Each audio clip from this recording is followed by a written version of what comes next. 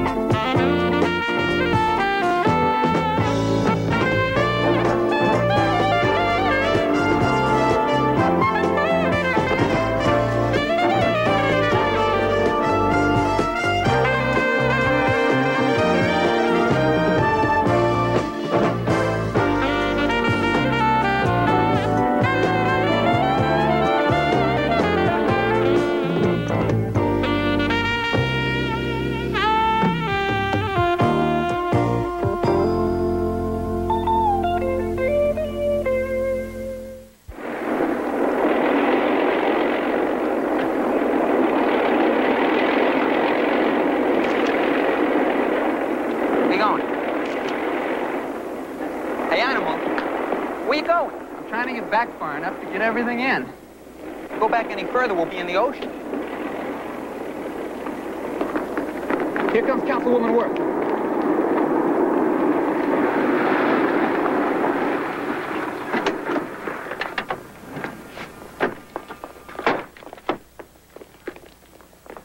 Hi, Mrs. Worth. Hi.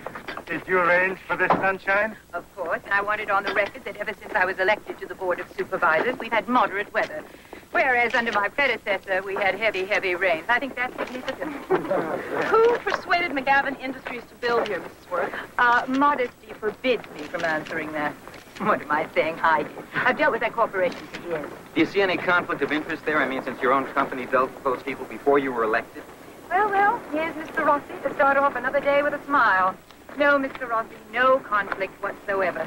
I'm very happy that my prior connections have enabled me to attract new business to this county. I hope to continue to do so. Mrs. Worth, can we get a picture of you turning over the first spadeful of earth? Of course. And I'd just like to say, I think this is a terribly original and clever idea for a picture. Sorry, personally, I'd rather have a little cheesecake, but this is the one they'll ask me for. Yeah, well, how's this? That's perfect, right there. I'll bet McGavin Industries never had a more attractive hard hat. Do the rest of you hear that? It's exclusive for you. Mr. Rossi had something nice to say to me. About this conflict of interest thing, it seems rather strange to me that... I have an idea. Mr. Rossi.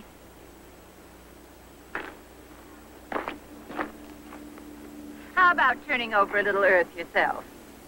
Why me? Why not? I've read your work. You're obviously no stranger to a shovel. Come on, Rossi, dig a little. Come on, dig a little. Dig a little. That's my buddy. Yeah. Now, what am I supposed to make of this sentence? Seen in this light, the caduceus bears an amazing resemblance to a dollar sign. What don't you understand? The caduceus? It's the symbol of medicine. I know what a caduceus is. Snakes twined around a little gizmo, right? I can even see how it might look like a dollar sign. It's a whole sentence I'm questioning. To, litter it for you? Well, yes, as a matter of fact, it is. I think if you're going to introduce a caduceus in a news story, you might explain what it is to the reader. Why don't we try giving the reader credit for a little intelligence? But that's not my point. Even assuming all our readers know what a caduceus is, what does the sentence mean? Comparing it to a dollar sign? It means that the hospital board is greedy. It means that money is the only thing doctors care about anymore. What's that doing in a news story? That's what the story is about. No, the story's about one hospital canceling one program. The claim that greed was responsible is your opinion, Mike, unsubstantiated by any facts. The whole story substantiates it, and I stand by my story. You can stand by it, you can pat it on its head, you can clutch it to your bosom, but we're not going to print it like this. It's lousy journalism. Next time you want to pin somebody's hide to the barn, you better use facts for nails. That's a lousy metaphor. Facts for nails? I kind of liked it. I know. They all want to be investigative. That's trouble with young reporters now. They're all angry crusaders. Whereas you and I are calm and objective. That's why we never get upset. I'm not upset. I'm just tired of having to turn back Norvette's slanted copy and then put up with a lot of guff from him. How good a reporter is he? Yeah, it's hard to tell. He has a lot of potential, but he isn't getting any better, and he should. Plus, he slants, overwrites, argues, and is an all-around pain in the neck. How do you like him otherwise? Not as well. Believe me, I know just how you feel. It's very frustrating to have your favorite paragraph cut. It's always your favorite that gets cut. I get so teed off. I don't know what to do. What do you do? To relieve the frustration? Oh, I do what any good reporter does. I go to a bar and pick a fight with a sailor. I'm serious. Doesn't it make you crazy? Not anymore. Look, Lou is one of those old school, just give us the facts, conservative newspaper men.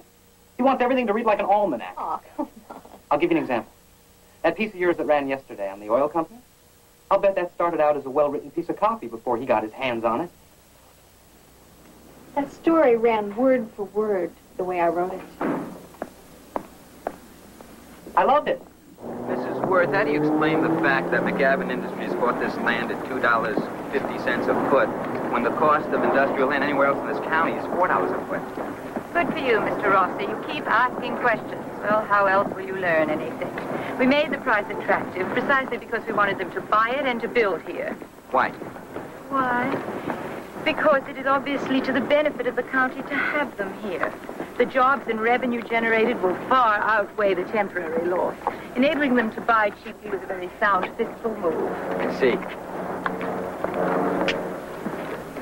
What's your theory, Mr. Rossi? That I have stock in the company? That I have friends on the board? I do. I have friends on the board of half the companies in this town. That I'm getting a kickback? Just what are you trying to prove?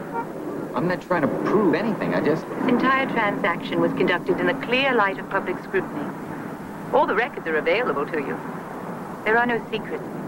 There is no scandal. I'm not saying there's any scandal. I'm just trying to cover a story. Cover one or create one. There's a difference.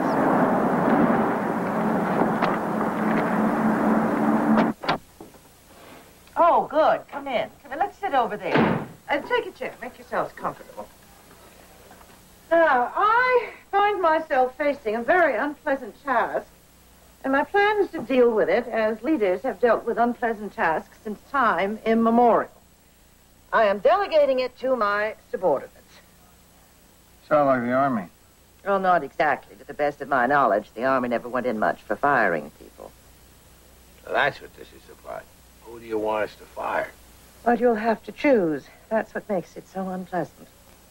What do you mean, choose? Since when do we fire people for the sake of firing someone? I don't have anyone I want to fire. Well, there we have no choice. Now, you're both aware we need a sizable loan to pay for all that sophisticated gadgetry we're going to put in the city room. Now, I've spent much of the past several weeks lunching with bankers, which has been every bit as exciting as it sounds. But the net result in each case has been the same. Heartburn? Among other things. Now, before anyone will even consider such a big loan, we're going to have to show a bigger profit margin from our operations. Now, the only place we can conceivably trim, I'm afraid, is in personnel. We're going to have to let some people go. That stinks. Why are you singling out my department? I'm not. How come the other departments aren't affected? They are. Why doesn't everyone share it equally? They will. It still stinks. I agree. I hate firing people. Then don't. I'm not. You're going to. I really hate this. I know. But Mrs. Pynchon has always thought that we were a little fat in personnel. She's always felt that we had more people than we need. I've never had enough. Now, how do I decide who to fire? Well, last hired, first fired is a time-honored formula. No, that's not fair. I guess I'll have to do it on merit. On merit. Okay, who's your least valuable reporter? Well, I could get along without either Mike Norvett or Janet Reed. Janet Reed. The one with the long wavy hair and terrific legs, who always leans over your desk when you're going over her copy. Has that little southern drawl. That's the one. We couldn't get along without her. Yeah, we could. But she's a better reporter than Norvett. Thank God. You really love this, don't you? Circumstances beyond your control. That's all a smokescreen, isn't it, Lou? You've been looking for a chance to fire me right along. No, I haven't. Sure you have. Because I'm the only one around here with guts enough to stand up to you, look you in the face, and tell you that you're wrong. That's not true, Mike. Tough old buffalo has everybody running scared, and then I come along and point out that the emperor has no clothes. You're mixing metaphors. So I get the axe. As a lesson to the others, I suppose. Well, I could understand that, Lou. I could respect you for that. If it weren't for the hypocrisy of pretending that you're sorry about it, that's the part that really bugs me. I'm not here to bug you, Mike. Just fire you. Did you think I was after your job? Is that it? Deep down? Did you feel threatened by new blood in the organization? No. I don't feel threatened by you, Mike. Honest. Well, maybe that's your mistake, pal. Maybe that's your big mistake. If it helps any, I'm not that sorry. Lou Grant will continue in a moment here on A&E.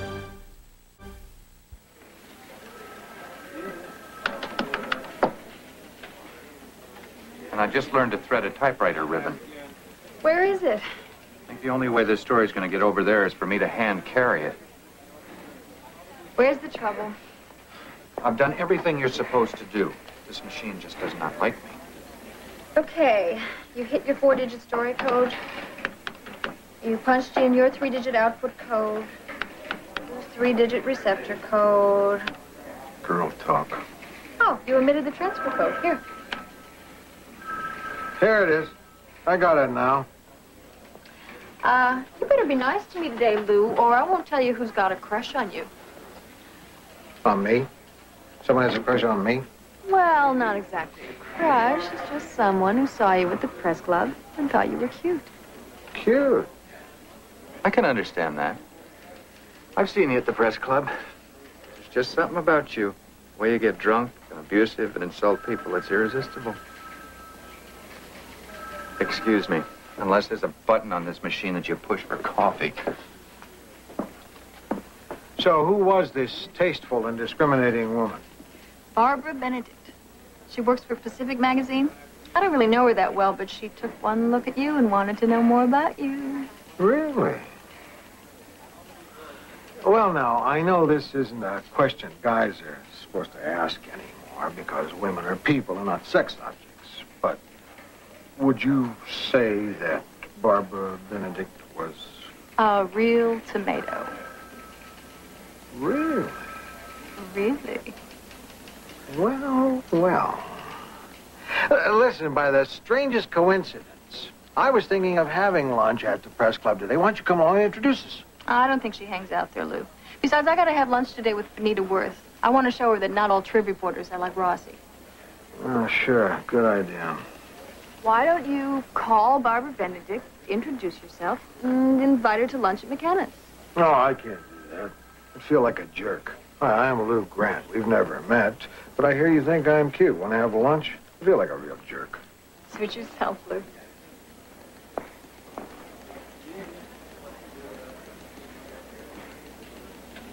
So I decided to get back into print journalism.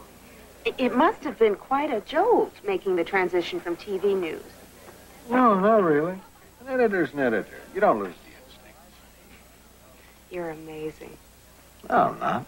No, really. I mean, picking up after all those years away from newspapers and on a paper as demanding as the Trib. I mean, that is one of the better edited newspapers around in everybody's opinion. That's a good outfit. Of course, any outfit is compared to the one I'm with. The magazine, you mean? It's okay. A little sensational, but that's... I'm not talking about the editorial content so much as the people, the staff. It's like Peyton Place over there. Really? Plus, all the normal interoffice problems, you know, the gossip and jealousy, stealing each other's assignments, putting down other people's work. You get all of that anywhere. Oh, I can't believe it's that bad other places. We have a couple of reporters don't like each other so much. A little jealousy here and there. How do you handle that? I mean, you are the city editor. It all lands on your desk. Sometimes you do something inspired. Then there have been a couple of instances, and I didn't handle it very well. I guess you're lucky to have a woman publisher. I hear Mrs. Pynchon is a real pushover. Pushover? Who told you that? Boy, she's one tough broad. Let me tell you a couple of stories. Would you like another drink? Sure.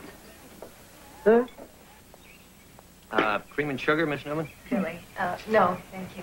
I just pongo and la mesa, por favor.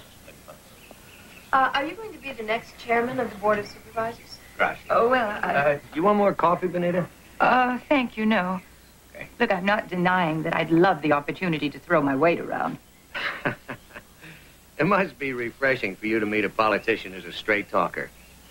You know, when Benita was thinking of running for office, she said to me, Mark, I'm just not a politician. And I said, Benita, that's why we need you. Glad to see the people agreed with me. Don't you want to ask me any questions that are difficult and hard to answer? Well, I did want to ask you about your opposition to the mayor's rapid transit proposal. Hey, have you ridden one of the buses lately, Miss Newman? I mean, English is a second language. All we got to do is seal off the border and we won't have a need for rapid transit. Excuse me, I'm not sure I follow you. Are you saying... Look, the closest thing to rapid transit Mark's been on lately are the golf carts at the club. Okay. I'm all for rapid transit, but the voters have expressed a preference for the automobile.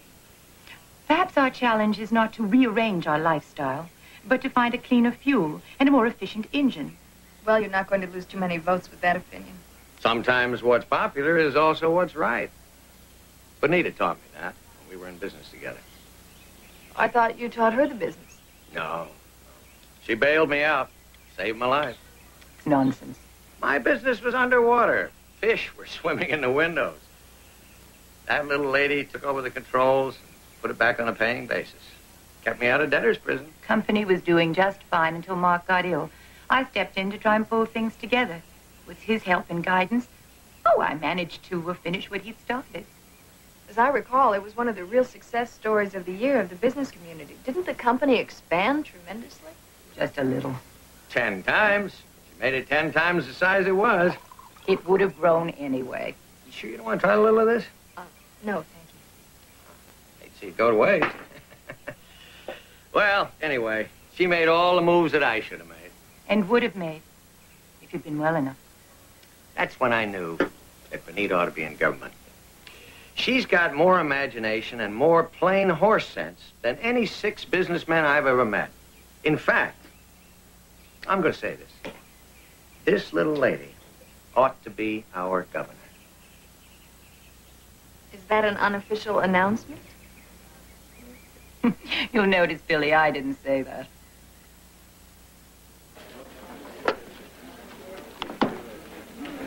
You really think she's terrific, huh? Yes, I do. Would you mind not looking over my shoulder? Say they stick together? Who? Women. I got a heavy date. Try to run things here without me, will you? What's he got against Benita Worth? Nothing, really. That's what bugs him. Rossi feels every public servant is by nature corrupt. It's part of that wonderful idealism of his. It burns him up that he can't nail her for anything. I hear her husband has a bit of a problem. He's got a few problems. What's that got to do with her? Nothing. I just wondered if you noticed. I noticed. Put me down for a gold star. And I wrote it as a 3-part series and blew the whole thing wide open. And that's what got you the Pulitzer nomination? Not the Pulitzer.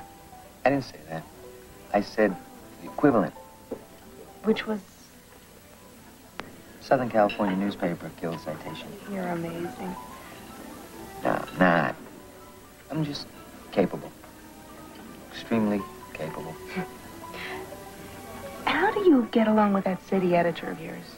I hear he's pretty tough. Who? No. No, he's not that tough. He just happens to know how to handle them. There are ways. He has his weaknesses. The damnedest thing just happened. Bonita Worth's husband called up and offered to punch me in the nose. Why do you want to punch you in the nose? Well, he didn't really. He wanted to punch the person who wrote today's story, but since it was written by a woman, he said he'd settle for a boss. I should have transferred the call over to you. Billy's story was practically a love letter. What could he object to? Well, he wasn't very clear. The fact that it made her sound too aggressive, cold-blooded, something didn't make much sense. To tell you the truth, I think he was a little smashed. At 10 in the morning? Oh, yeah, he sure was rambling. I mean, he called us cheap shot, irresponsible journalists, and he said that we could quote him. Are you sure he was who he said he was? Oh, yeah, I called back to verify. It was Mark Worth, all right. And he told me what he thought of the Trib in no uncertain terms. Well, actually, some of his terms were very uncertain. Well, you don't mind if I do a follow-up? Maybe a little sidebar on the supervisor's husband? Why not? Seems like he might be better covey than she is. Besides, it's Charlie's nose. Morning, Lou. Rossi. Morning, Donovan. Lou, you got any idea when we're going to knock off this current austerity drive and start hiring again? Not till the profits go up, I should think, and maybe not then. Why? Because I've discovered a really sensational reporter to take Mike Norvette's place.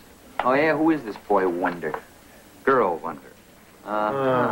Hey, Donovan, you just trying to palm off one of your girlfriends on the paper? She's really good.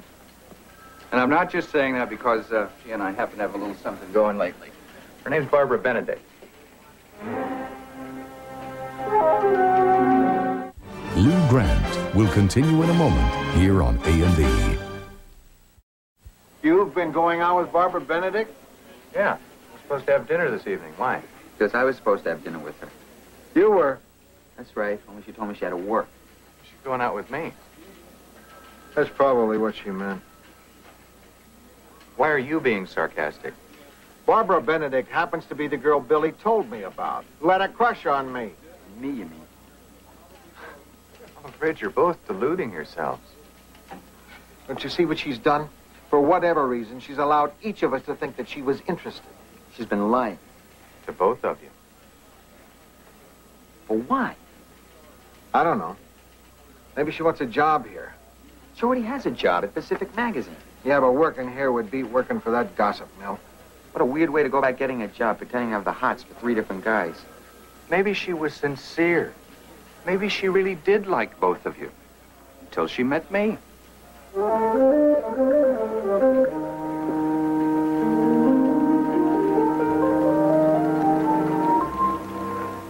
That was a very nice piece you did on Bonita Worth. Thank you. Her husband didn't seem to think so. Yeah, I heard through the grapevine that he actually called up and threatened to punch out Charlie Hughes. I love it. Too bad the guy didn't threaten Lou. Oh, he's still carrying a grudge. I know better than to badmouth Lou around one of his dedicated disciples. Mike, when are you going to get off that? I'm loyal to Lou. I'm not going to apologize for it. Commanding loyalty is a great virtue in a squad leader. I'm not so sure it's a virtue in a city editor. What's that supposed to mean? Thank you. You're so used to how Lou's going to react that you react ahead of time for him. I bet there's lots of ideas that you don't pitch because you know he's not going to go for them. When does loyalty become self-censorship? I see you haven't lost your talent for exaggeration. Any luck getting a job? Oh, didn't I tell you? I already landed a job. A good job. I'm working for Pacific Magazine.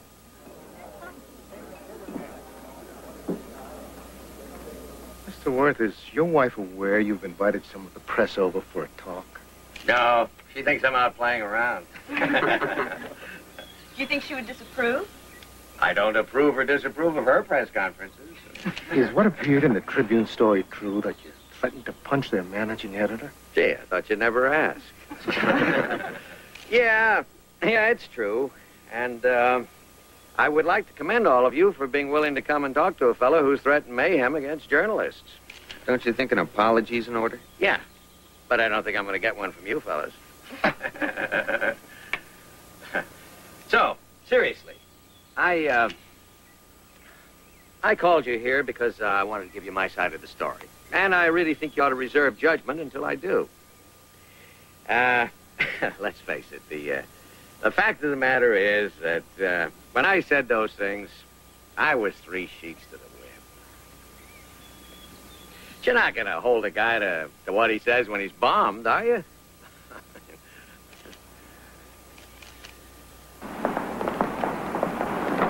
Councilwoman Worth? Mrs. Worth? Are you ready to comment on your husband's threat to my managing editor? You expect me to say no comment, but I will say this. Perhaps if a few more husbands threatened to punch a few more reporters, newspapers would be a bit more careful about what they write about people's private lives. Sounds to me like he's got a king-size problem with the sauce. At least he's upfront about it. He's stealing her coverage from her. And coverage, you made her front page 3 days in a row. Did he threaten a libel suit at the press conference? No, just a punch in the nose. You had to bring that up. I don't see what the big deal is. He's not the one who was elected. You gotta wonder, though, when he says those dumb things, is he saying what she's thinking? Hi, everybody. Hey, Lou, something's slightly bothering me. I told you I had lunch yesterday with Mike Norvett. Yeah. How's he doing? He's okay. He was asking a lot of questions about Lou and the newsroom and Charlie and everybody.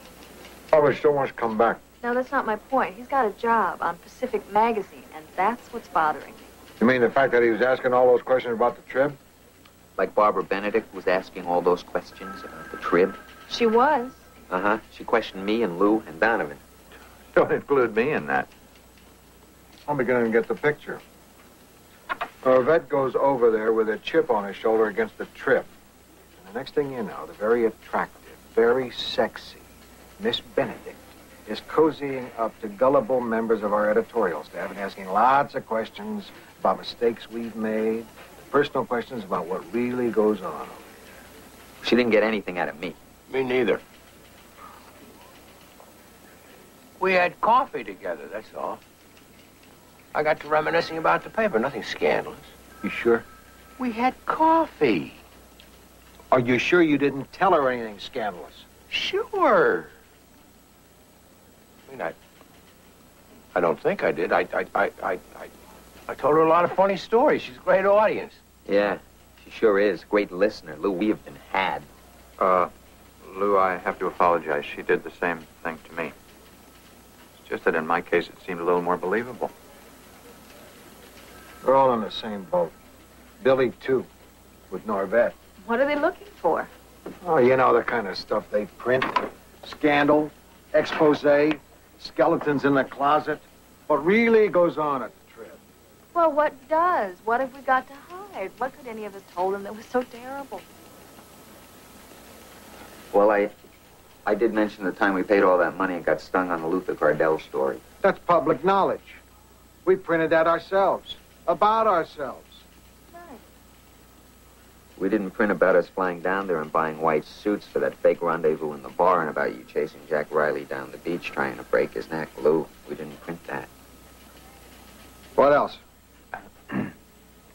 I think I may have mentioned about one of our reporters sleeping with a state senator. You think you may have mentioned it? Alluded to it.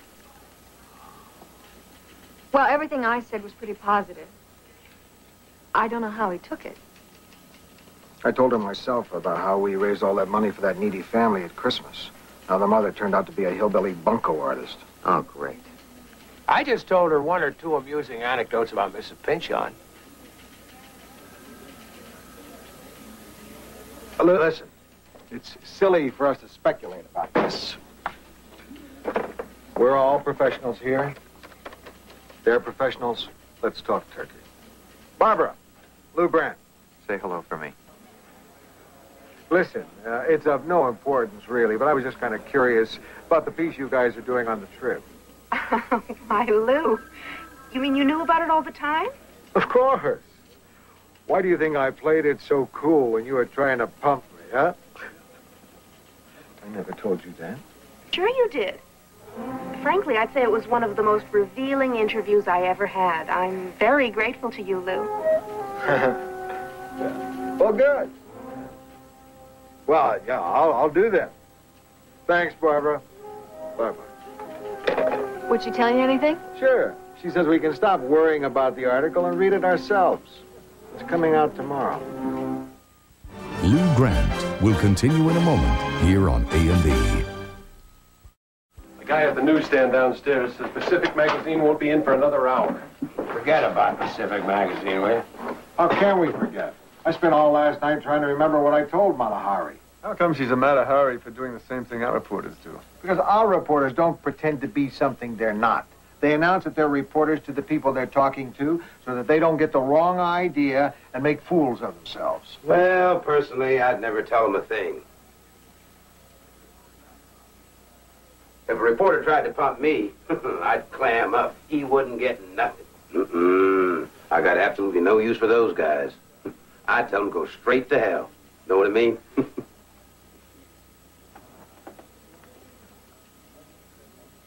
Well, I mean, anyway, that's what I'd do.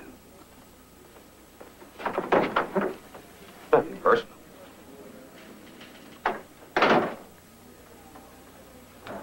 Anyhow, there's nothing to worry about. I'm quite sure none of us told Barbara Benedict anything incriminating. I know I didn't. Anybody here feel like talking about the newspaper? Oh, right. We've got this industrialist kidnapped in Rome. We've got some British economic development. Salaries. I'll bet they got hold of our salaries and they're going to print them. That's the quickest way to spread dissension on a staff. Find out who's making more than you do. We're not rock stars or baseball players. No one around here earns enough to make anybody jealous. Unless they invent figures. Now, they could do that, you know. Yeah. The point is they're not going to invent anything. They're subject to the same laws we are. If they can't document it, they won't print it. Yeah, but they could make us look bad. Anybody can make anybody look bad. Look, we're going to find out what they found out soon enough. Right now, let's get back to the budgets. Right. I have an item here concerning the new emission standards for the state. Oh, please, don't let me interrupt you, gentlemen. I certainly wouldn't want to interfere with the working of a great newspaper. Mr. Worth, I'm Lou Grant. We're having a meeting here. There's something I can do for you. For me, as opposed to me, which is your usual pleasure? Listen, why don't we go into This my office? fascinating editorial this morning, for example. I just wanted to thank you all personally for taking so much interest in me. And I quote, "It remains to be seen whether Mrs. Worth's candidacy for re-election can survive the embarrassment of her husband's public antics." Antics? Isn't that a little overwritten? Mr. Worth. You just never let a day go by without calling attention to my antics, do you? Did it ever occur to you that if there's any embarrassing being done, you're doing it? We're a newspaper, Mr. Worth. No, you're a contemptible bunch of sanctimonious hypocrites. Newspaper men don't drink, do they? Oh, wouldn't catch any of you taking too much to drink. Certainly wouldn't read about it in that paper of yours. But the husband of a county supervisor, the best supervisor we have, let him show just a little human weakness, and you can't wait to smear her with it. Does that make you feel powerful, huh? Does that make you feel good? Mr. Worth, if I were young, I would personally kick the crud out of everybody in this room. But I'm not. I'm not young.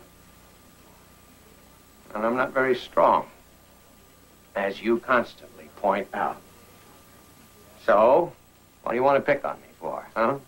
I got news for you, Mr. Grant. I'm not worth it, Mr. Grant. I'm too easy. I mean, how hard is it to make fun of a man who drinks, who can't run a company, who can't do anything? How hard is that, huh? What in God's name did I ever do to you? What? Why? Oh,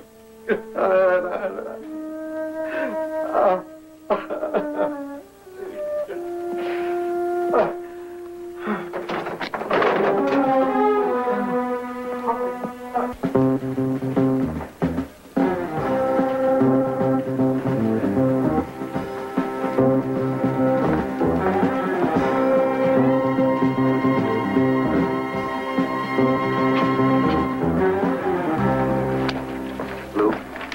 I swear I didn't say this about you. I was almost completely misquoted. Didn't say what about me? What it says I said about you. I didn't say it. I didn't get to that part yet. I'm still reading what he said about me. What does it say I said about you? Didn't you read it? I didn't even say it. How do you know if you didn't read it? Because I know what it says I said about Charlie, and I didn't say that. So I'm sure I didn't say what they say I said about you. You know what's terrible, don't you? The whole thing's terrible. The terrible part is you probably did all say these things. Oh, well, You all did. Not always the exact words, or sometimes in a different way, maybe with a different emphasis. Not meaning it to sound like it does when you see it in cold print, but I'll bet everything in this article was actually said, one way or another, by someone on this newspaper. Yeah, it's easy for you to say. You didn't have lunch with a woman. Well, I couldn't make it that day. Wait a second.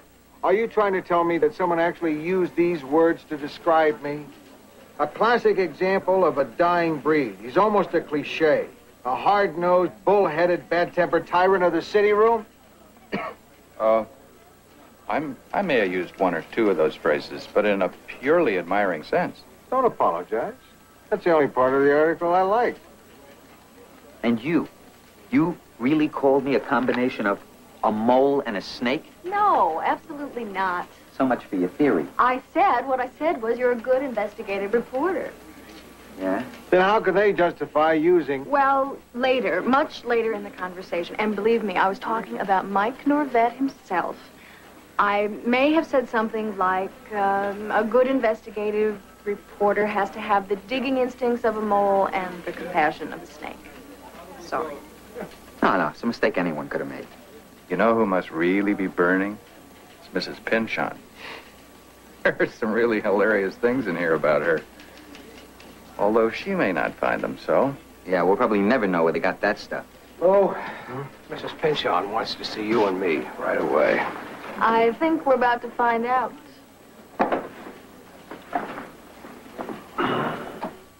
Lou Grant will continue in a moment here on A&E. Pynchon, I know what you're thinking, but you've got to realize that whole Pacific article is a bundle of misquotations and half-truths that have been deliberately wrenched out of context. Really? Absolutely. Well, you know how those things work. You describe somebody in glowing terms, and they just pick out the words and phrases that will leave a negative impression. I've heard of that being done. So if I give the impression in there of calling you inflexible and tight-fisted, you can be sure that it started out as a tribute to your strong leadership. Mm-hmm. And the only reason I brought up the subject of your inexperience at the time you took over the paper was to show how fast you learned, how you grew in the job. I see.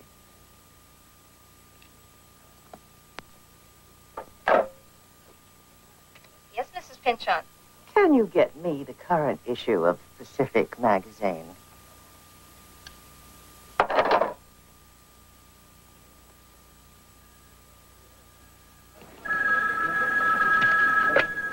City desk, Donovan. Yeah, Animal, what's up? Hold on, we got a terrible connection. Who'd you say was in an accident? Anita Worth and her husband. Rossi, come here, man. We got an accident. Where are you? Unless she can fly, I don't know how Benita Worth got to Malibu. I just left her 15 minutes ago with the Department of Water and Power. Animal, what makes you think it was Benita Worth and her husband? You saw Mark Worth, and he was with a woman. On my way. Okay, thanks, Animal. We got it. Is Worth gonna make it? Oh, yeah. He wasn't hurt that bad. As a matter of fact, he was feeling no pain. What do you mean? Was he in shock? Oh, he was just a little banged up and a lot juiced. Can you identify the woman? Yeah. Kimberly Ann Sackett, 29 years old, cocktail waitress in a golf club. How's she doing? Well, she's in surgery now. It's too soon to tell. Thanks. What's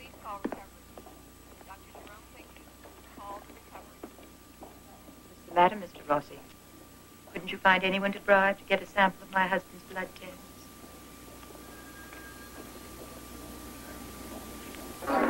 Thanks, Rossi. You're right, nothing's going to happen tonight. But I want you to work up an analysis for tomorrow on how this is going to affect Benita Worth's image. Okay? Yeah, okay, you handle it. Right.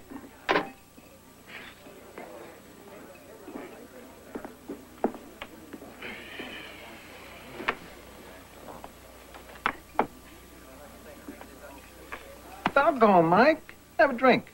I'll have another with you. Beer. Same. Look, I hope there's no hard feelings about that Pacific Magazine piece, Lou. Hard feelings? You stuck it to us. You stuck it to us real good. Heck of a piece. Mm-hmm. Well, I'm glad to hear that. I thought maybe, you might be a little steamed because I mentioned about you slugging that guy. Are you kidding? I'm just glad you didn't print the other stuff about me. The really bad stuff. I got off easy. Cheers. Cheers. Well, what kind of bad stuff? Well, I mean that... Oh, no, you don't. You're going to write another article, right? Yeah. Honest, I'm not. I'm just curious. Well, if hitting the guy in the elevator was so bad, what would people say if you wrote about the guy whose legs I broke?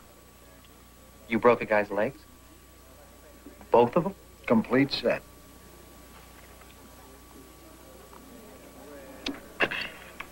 What for? Well, he was a smart aleck guy back in Detroit, wrote something nasty about me. I was drinking at the time. Well, I've got to be going, Lou. I thank you a lot. Go. Let me tell you about the brawl in the press club on Guam. This guy said something that got me very mad. I don't know what got into me, but I actually threw him out the window. Out the window? Closed window. I wasn't myself. I guess I'd had one too many at the bar beforehand. Oh, come on, Lou. I know you're not going to hit me. You're right. I'm not, much as I'd like to. It's just my way of saying I don't like your style of journalism. Makes it hard on the rest of us. Well, I'll see you around, Lou. Next time I'm on Mount Olympus. It's not Olympus, pal. It just looks like it down where you are.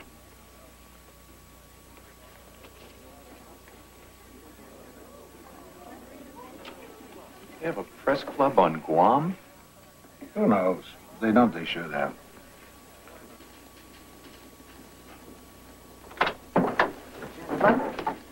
Mrs. Pinchon. I read Mr. Rossi's article at lunch.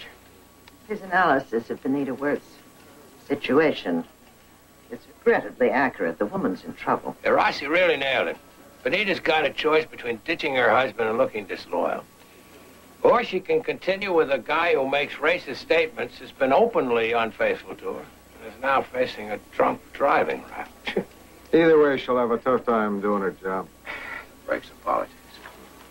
I wonder how much of it is simply the breaks of politics. Well, what else is?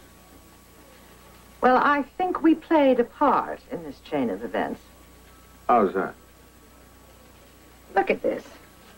Yesterday, a cheap magazine with malice aforethought tried to smear our newspaper. We were furious. But we, all the highest-sounding motives in the world, have just helped to undermine a very promising career. Oh, wait a minute. We didn't make Mark Worth a racist or a drunk. No, but we turned the spotlight on him because his wife was in a position of power. And we do feel so righteous when we go after the powerful, don't we? You know, I recently heard us compared to that race of tiny people in Gulliver's Travels, where they bound up a person who was found on their shores only because he was so much bigger and stronger than they were. I think the comparison fits. Sure. People in our business have an instinct to take on the big guys. That's what makes good reporters. If we didn't, all we'd be printing is the daily horoscope and movie guide. Yes, that's all very true. Meanwhile, here is a good public official in a dilemma I don't see any way out of. I think we helped put her there.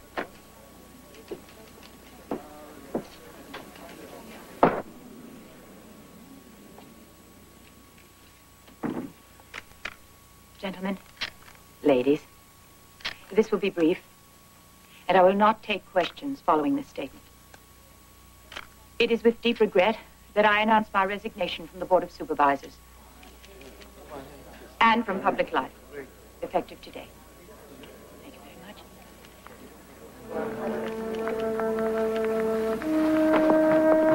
What do you think of that? Never saw that one coming. Too bad. I thought she had a lot on the ball.